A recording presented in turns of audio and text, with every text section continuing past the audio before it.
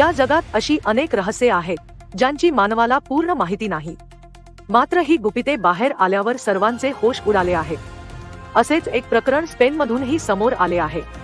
येथे शास्त्रज्ञांचा असा दावा आहे की त्यांना असा खजिना सापडला आहे जो 3000 वर्षे जुना आहे आणि त्यात वापरलेले धातू पृथ्वीचे नसून अवकाशातील आहे.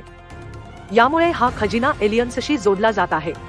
तथापि हा खजिना शास्त्रज्ञांना केवळ 1963 मध्ये सापडला, जेव्हा तो उत्खननादरम्यान अचानक दिसला.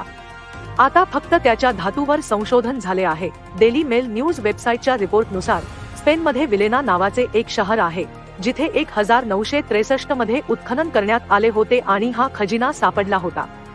या कारणास्तव या खजिन्याला विलेनाचा खजिना म्हणतात. यामध्ये सोन्यापासून बनवलेल्या 59 वस्तू आहेत.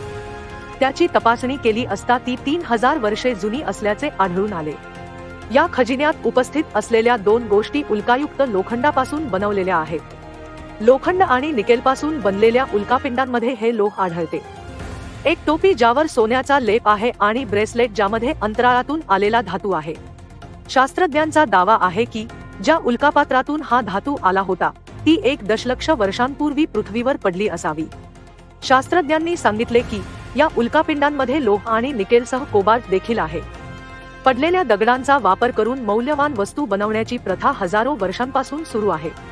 तुतानखामनच्या थडग्याबाबतही असेच केले गेले. डेली मेलच्या वृत्तानुसार हा खजिना कोणत्याही राजघराण्याशी संबंधित नसून तो संपूर्ण समाजाचा असावा. या खजिन्यातील 90% हिस्सा 23 पौंड 5 कॅरेट सोन्याचा होता, ज्यामध्ये 11 वाट्या, 3 बटोल आणि 28 बांगड्या होत्या. पुरातत्वशास्त्रज्ञ जोस मारिया सोलर आणि त्यांच्या टीमने डिसेंबर 1963 मध्ये विलेनापासून काही किलोमीटर अंतरावर असलेल्या रामला डेल पनाडेरो या कोरड्या नदीच्या खोदकामात खजिना शोधला. स्पेन आणि सौदी अरेबियाच्या शास्त्रज्ञांनी याची तपासणी केली.